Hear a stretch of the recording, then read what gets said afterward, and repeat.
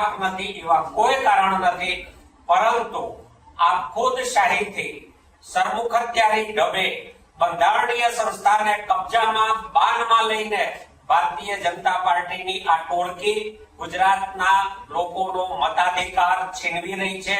આ જનમતની સરકારો નથી. ગુજરાતમાં ભાજપની કોઈ લોકપ્રિયતા નથી.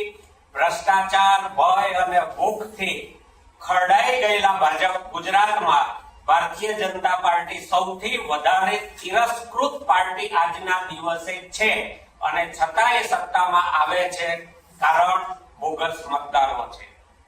આપના માધ્યમથી ગુજરાતની જનતાને, ગુજરાતના મતદારોને હું અપીલ કરું છું કે એક તરફ ભારતની લોકશાહી છે, આ કોઈ વ્યક્તિની, કોઈ પોલિટિકલ પાર્ટીની, કોઈ સંસ્થા સંગઠનની લડાઈ નથી. ગાંધી અને સરદારે જેનો બલિદાન આપીને આ દેશ માટે આઝાદી મેળવી, હજારો લાખો લોકો શહીદ થયા, કારાવાસમાં રહ્યા, એ લોકોએ પોતાના પ્રાણની આહુતિ આપીને આપણને આપેલી આઝાદી આજે ફાંસીવાદી ભારતીય જનતા પાર્ટી કબજે લઈ લેવા બેઠી છે. ત્યારે દરેક નાગરિકે પોતાનો નાગરિક ધર્મ નિભાવવાની આ તક છે, આ વેળા છે. જો આ સમય આપણે ચૂકી જઈશું તો ભારતમાંથી લોકશાહી ની આ છેલ્લો મૃત્યુગંઠ છે એ બોગસ મતદારો રૂપે આવ્યો છે, અને એનો સામનો ગુજરાતના દરેક નાગરિકે, પોલિટિકલ પાર્ટીઓએ, સંગઠનોએ, કર્મશીલોએ સાથે મળીને કરવો રહ્યો. છેવટે મનુસ્મૃતિ વિરુદ્ધ ભારતના બંધારણની લડાઈ છે, ફાસીવાદ વિરુદ્ધ લોકશાહી મૂલ્યોની લડાઈ છે, આપણા મૂળભૂત અધિકારોની, સમાનતાની લડાઈ છે, અને સૌએ સાથે મળીને લડવાની છે. ગુજરાતમાં ગુજરાતના લોકોનો સમાન એક મતનો અધિકાર દરેકનો રહે. કોઈ સત્તાના બળે, ધનના બળે, પહોંચના બળે એકથી વધારે જગ્યાએ મતદાન કરે કે કરાવે એની સામે આમ આદમી પાર્ટી પૂરી તાકાતથી આવનારા દિવસોમાં ગુજરાતમાં લડી લેશે. અમને જો આ માગ્યા મુજબની મતદાર યાદીઓ 7 દિવસમાં નહીં આપવામાં આવે તો અમારું પ્રતિનિધિ મંડળ ત્યાં ઉઘરાણી કરવા જશે. ત્યાં પણ જો અમને જવાબ નહીં મળે તો આ લોકોની લડાઈ છે, અને લોકોની અદાલતમાં ગુજરાતના ગામડે ગામડે આમ આદમી પાર્ટી આ લડાઈ ફાસીવાદની વિરુદ્ધમાં, ભાજપની સરમુખત્યારશાહીના વિરુદ્ધમાં, એ ગમે તેટલી પોલીસની ગોળીનો, લાઠીનો, ટીયર ગેસનો ઉપયોગ કરે, સામી છાતીએ ઝીલીને અમે લડી લઈશું. આમ આદમી પાર્ટીની આજની આ પ્રેસ વાર્તામાં આપ સૌનું સ્વાગત છે. ખૂબ ગંભીર મુદ્દો છે. બંધારણની સરેઆમ હત્યા થઈ રહી છે, લોકશાહીના ચીરહરણ થઈ રહ્યા છે. એ ગંભીર મુદ્દાને હું હરકિશન મહેતાની એક નાનકડી નવલકથા તમને 4-5 વાક્યોમાં કહેવા માંગુ છું. બેનો સીધો સંબંધ છે. હરકિશન મહેતાએ પીળા રૂમાલની ગાંઠ નામની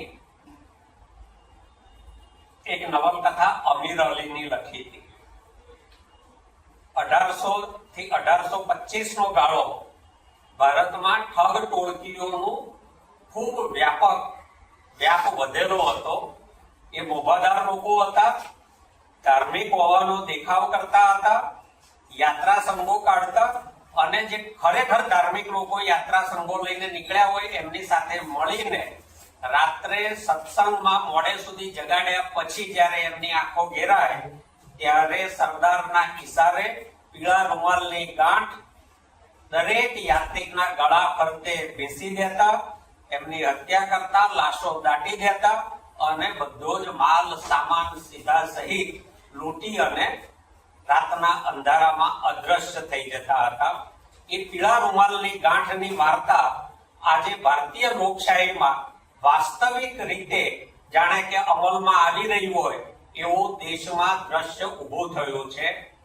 ગુજરાતની ધર્મપ્રેમી જનતાને ધાર્મિક વાતાવરણની વાતો કરીને, સત્સંગોમાં જોડીને ધર્મના રસ્તે ચલાવતા રહ્યા, અને ધર્મની આડમાં ભારતના બંધારણની, ભારતીય લોકશાહીની, નાગરિકોને મળેલા મૂળભૂત સમાન મતાધિકારનો ભંગ કરવામાં આવી રહ્યો છે.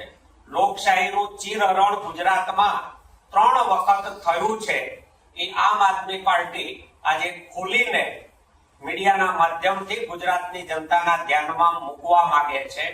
આપને યાદ હશે અને તમારી સૌની લાઇબ્રેરીમાં, ઇલેક્ટ્રોનિક પ્રિન્ટ મીડિયાની લાઇબ્રેરીમાં આ પડેલું છે. 2016 ની અમદાવાદ મ્યુનિસિપલ કોર્પોરેશનની ચૂંટણીમાં છેલ્લી ઘડીએ મતદાર યાદીઓમાંથી આખી પાટીદાર સોસાયટીઓ ગાયબ થઈ ગઈ હતી. પાટીદાર સોસાયટીઓના મતો ગાયબ કરીને પાટીદાર અનામત આંદોલનમાં જે રોષ ભારતીય જનતા પાર્ટી સામે ઉભો થયો હતો એને ખાળીને બોગસ ચૂંટણી પંચની મિલીભગત વગર ક્યારેય શક્ય નથી. એક સ્વાયત્ત બંધારણીય સંસ્થાને જો હુકમી સત્તા અને ધનના જોરે બાનમાં લેવાઈ હોય એવી સ્થિતિ ગુજરાતમાં ઊભી થઈ છે. 2016 ની ચૂંટણીમાં આખી સોસાયટીઓ ગાયબ કરી દેવી એ પહેલું ગુજરાત મોડલનું સાક્ષાત વળવું દ્રશ્ય હતું. બીજો પ્રસંગ બન્યો 2017 ની વિધાનસભાની ચૂંટણીઓમાં. ગુજરાતમાં એક પણ વર્ગ એવો નહોતો જે સરકાર સામે એ વખતે આંદોલન નહોતો કરતો. પાટીદાર સમાજ આંદોલનરત હતો. ગુજરાતમાં ઠેર ઠેર ખેડૂતો સરકારની સામે મોરચા માંડીને બેઠેલા હતા. આંગણવાડી આશા વર્કર બહેનો સરકાર સામે મોરચા માંડીને બેઠેલા હતા. ફિક્સ પે, કોન્ટ્રાક્ટ, આઉટસોર્સિંગના મુદ્દે યુવાધન ગુજરાતનું રસ્તા ઉપર હતું. ઓબીસી સમાજ આંદોલનરત હતો. દલિત સમાજ આંદોલનરત હતો. આખું ગુજરાત, તમામ સમાજો ભારતીય જનતા પાર્ટીની તદ્દન વિરુદ્ધ હતા અને છતાં ડચકા ખાતા ભારતીય જનતા પાર્ટીએ 2017માં જે સરકાર બનાવી એ અમારો સાફ આક્ષેપ છે કે ચોરીના મતોથી, બોગસ મતોથી બનાવેલી બોગસ સરકાર હતી.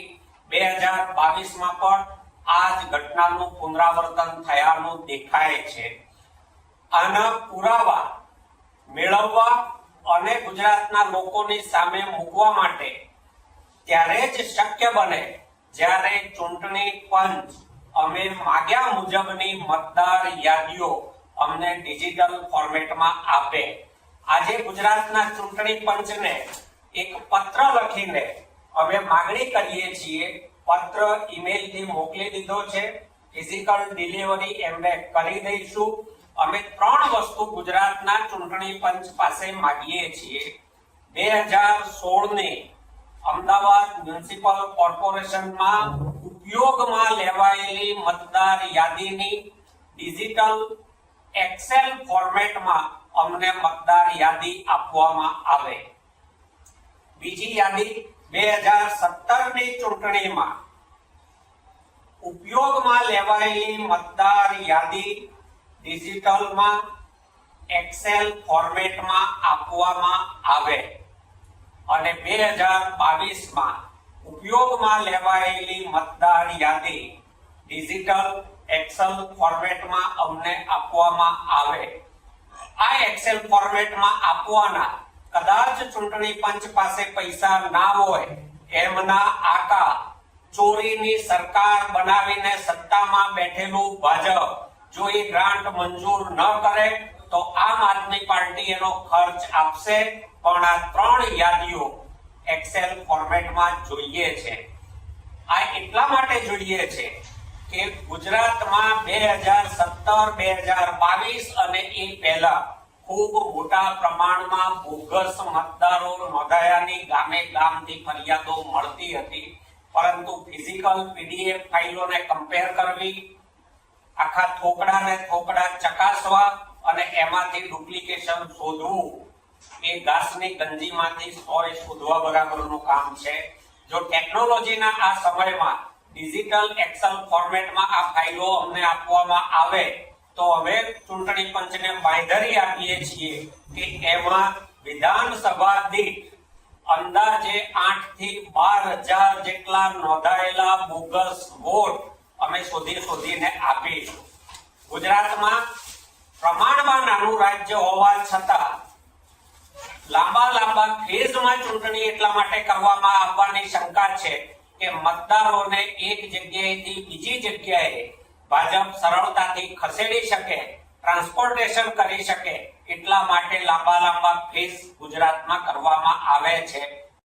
આમ આદમી પાર્ટીના રાષ્ટ્રીય કન્વીનર અને તત્કાલીન મુખ્યમંત્રી દિલ્હીના તત્કાલીન મુખ્યમંત્રી શ્રી અરવિંદ કેજરીવાલજીએ દિલ્હીમાં પ્રેસ કોન્ફરન્સ કરીને આ મુદ્દો ઉઠાવ્યો હતો કે બોગસ મતદારો નોંધાઈ રહ્યા છે અને જે ભાજપના મતદારો નથી એમના મત મોટા પાયે મતદાર યાદીઓમાંથી ડિલીટ થઈ રહ્યા છે. પ્રેસ કોન્ફરન્સમાં મીડિયાની સામે એવા લોકોને મતદારોને પણ હાજર કર્યા હતા. એ વખતે આ મુદ્દાની ગંભીરતા બીજા રાજકીય પક્ષો કે લોકો સમજ્યા નહીં. એ વાત એ વખતે ત્યાં રહી ગઈ. મહારાષ્ટ્રની વિધાનસભામાં આના કારણે આખું પરિણામ બદલાયું. લોકસભામાં આને કારણે ઘણી બેઠકોના પરિણામ બદલાયા. ધીરે ધીરે આના ઉપર જુદા લોકો કામ કરવા માંડ્યા. ત્યારે હવે સામે આવ્યું કે આખી લોકશાહીનું ચીરહરણ થઈ રહ્યું છે. એટલે જાગ્યા ત્યાંથી સવાર, કશું જ મોડું નથી થયું. લોકશાહી બચાવવા માટે તમામે સાથે